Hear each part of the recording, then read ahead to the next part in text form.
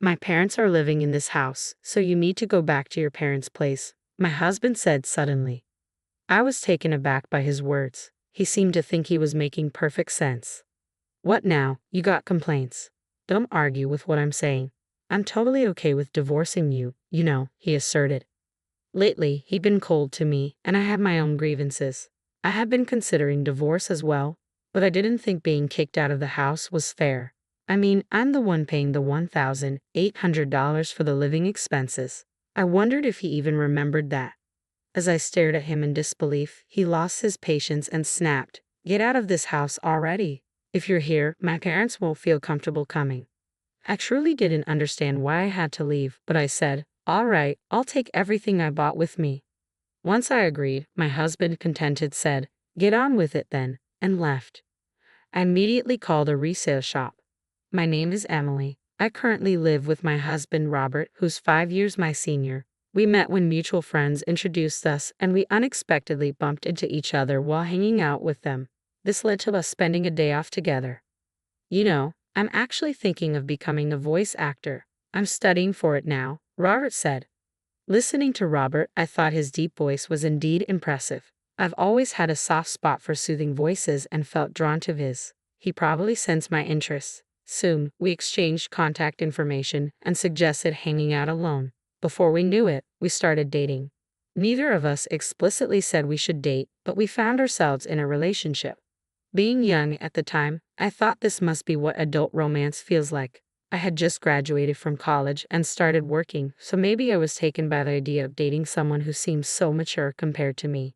Seeing this, my best friend Ashley expressed concern. "Are you sure about dating someone 5 years older?" I confidently replied, "It's fine. Age gap relationships aren't that uncommon nowadays. I really like Robert and he feels the same about me. There's nothing to worry about." Seeing my conviction, even Ashley, who was initially concerned, said, "Well, if you say so, Emily." Robert and I continued dating for about 3 years, and he eventually brought up marriage. I had mentioned him to my parents, and although they knew he was 5 years older, they were eager to meet him. Given this pressure, I often found myself wondering when he would propose.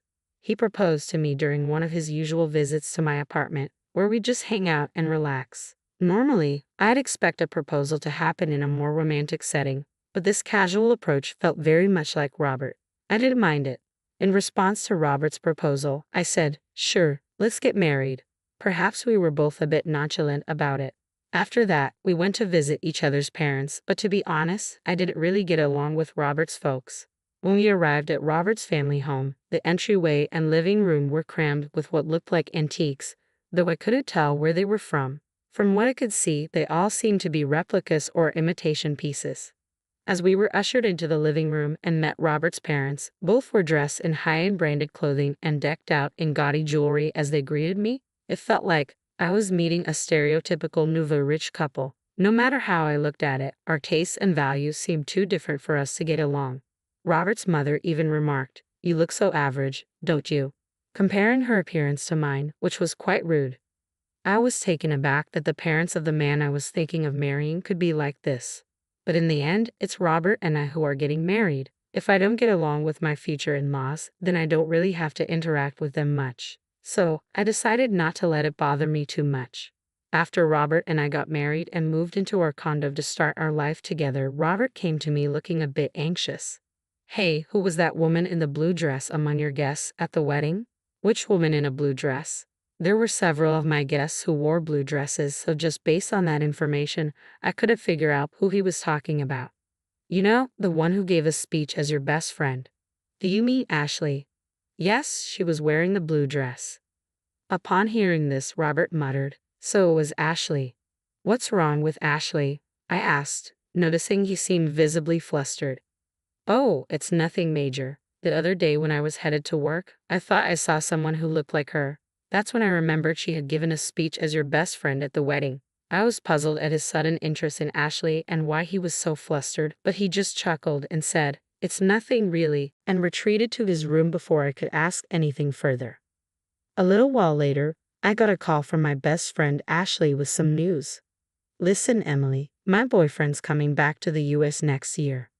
Ashley had been dating her boyfriend since high school. They'd known each other since elementary school, but he had moved away middle school. Since then, they had been writing letters to each other. By the time they got to high school, they were reunited, and that's when he confessed to her. I always felt content listening to Ashley's bittersweet love stories. I always enjoyed hearing about her love adventures. Her boyfriend, after working for a few years at his company, got transferred to an international branch and had been away from the US for some time. Despite the distance, their communication never faltered, and they remained a close-knit couple. Do you think he might propose once he's back, and then you guys will get married? Oh, Emily, you're always so quick to jump to conclusions. Just make sure to invite me to the wedding. I promise I'll give a heartwarming speech. Of course, after that touching speech you gave at your wedding, I'll definitely need you to do the same for mine. Don't set the bar too high. We shared a laugh over our tea. We could talk about anything and everything, completely trusting one another. If one of us had a problem, the other would be there, always ready to offer a shoulder to lean on. It was around this time that I started noticing Robert coming home later and later. Working late again today. Yeah? You think I shouldn't work or something? Even after getting married, Robert held on to his dream of becoming a voice actor. While studying for that career, he couldn't quite see the results and had to work part-time jobs to make ends meet. Yet all the money Robert made from his part-time jobs went straight to his voice acting classes, so I had to cover all our living expenses. That's why we couldn't really save up a shared savings. After a while of being married, I realized Robert wasn't willing to give up on his dream for the sake of our family. I kept wondering if part-timers really had to work so much overtime. Robert's daily late nights added to my worries. Hey, haven't you been working too much lately? They shouldn't be making you do so much overtime, even if it's just a part-time job. I told you, I'm fine. More money is always better. Just keep your opinions to yourself. By that time, Robert had stopped calling me by my name and just referred to me as you. When we got married, I genuinely believed he would speak to me more gently and frequently, but after our marriage, I ended up hearing harsh words from him most of the time. The once gentle and deep voice of Robert had turned solely into a harsh one. He seemed to be drinking a lot, and sometimes his voice became raspy. Voice acting depends heavily on a healthy throat, so it worried me that Robert, who wanted to be a voice actor, wasn't taking care of his. But even that seemed to bother him. Slowly, he began to avoid talking to me, and eventually, he would ignore me even when we crossed paths at home.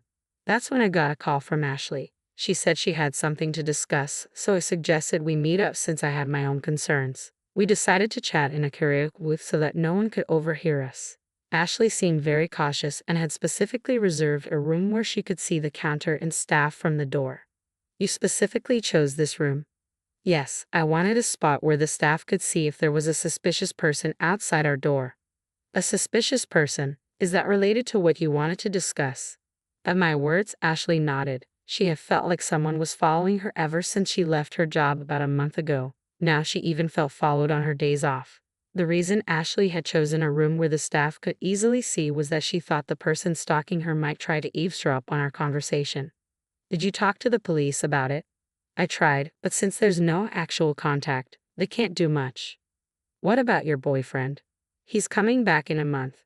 I thought I'd discuss it with him too, but I wanted to talk to you first. Someone close by. I see. Ashley hadn't gotten a good look at her stalker because she was too scared, so she didn't know if it was a man or a woman. So, I decided to stand at a distance and identify the person who was stalking Ashley, and through that, I came to understand who it was. Although I couldn't discuss my rocky relationship with Robert in retrospect, maybe it was for the best, because the one following my best friend Ashley was none other than my husband Robert. He would tell me he had to work overtime daily, but after finishing his shift, he would lurk near Ashley's workplace and tail her when she left. I couldn't believe that the person scaring Ashley was someone so close to me. When I found out, I was beside myself. The look on Robert's face when he was following Ashley was downright creepy. He had this sleazy, unsettling grin. I fell in love and married this man. The instant I saw his face, the love that had lasted for years went cold. I told Ashley the truth and advised her to move immediately.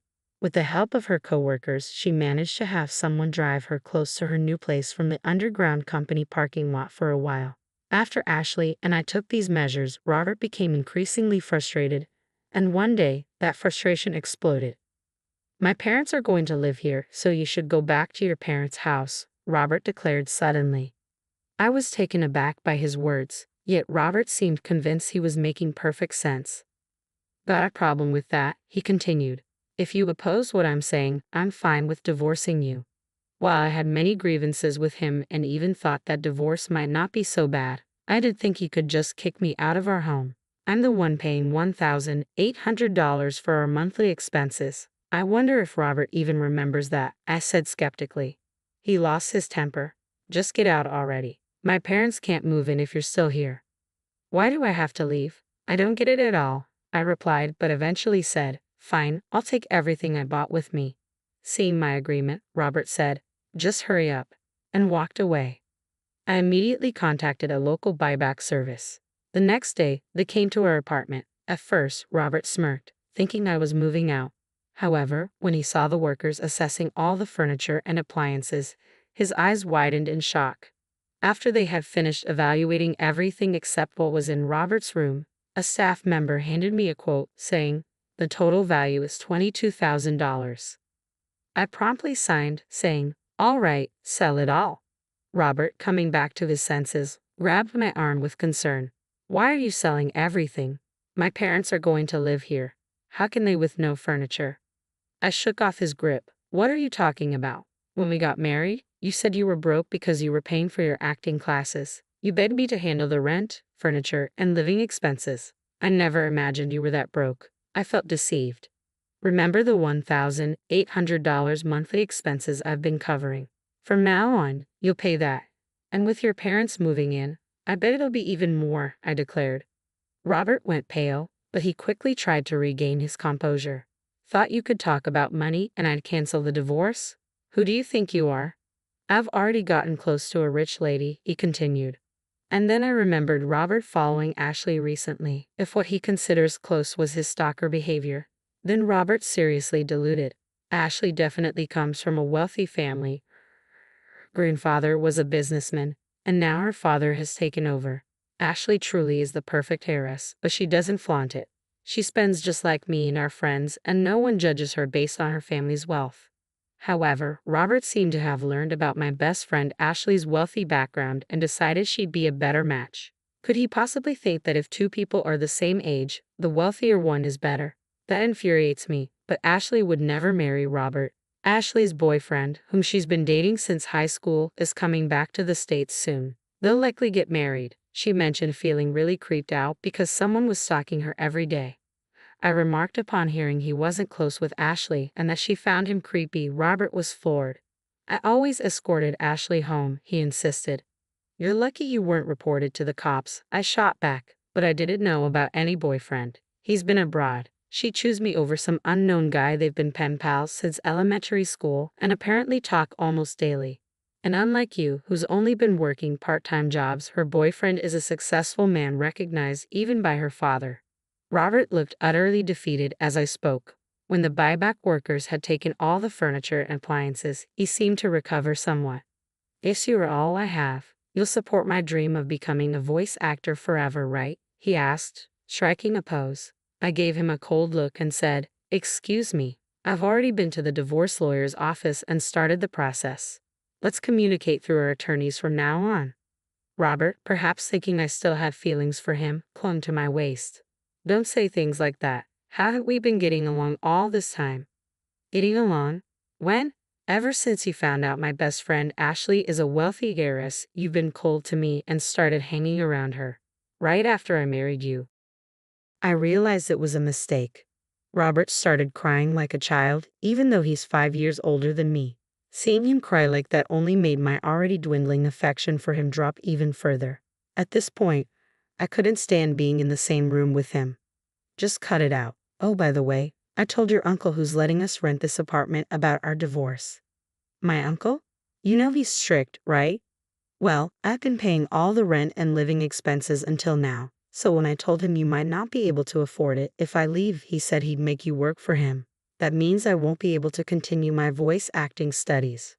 You hardly ever practice anyways. Maybe it's time to face reality. Anyway, if you come near Ashley again, I'll report you to the police immediately.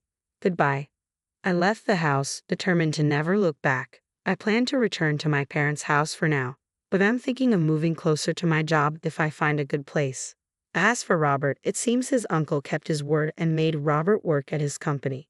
Soon after, Robert's parents, who had been planning to leech off their son after he married the wealthy heiress, also moved into the apartment. They too were taken to work at the uncle's company. Seems like the whole family had a habit of taking advantage of others. I'm just glad I was able to get away from such a toxic family. Age difference doesn't really matter, but I think I need to choose my next partner more carefully. On another note, after things with Robert settled, I received a wedding invitation from Ashley herself. She introduced me to her longtime boyfriend, and I truly wish them all the best. My first marriage didn't work out, but I hope Ashley's marriage will last for many years to come.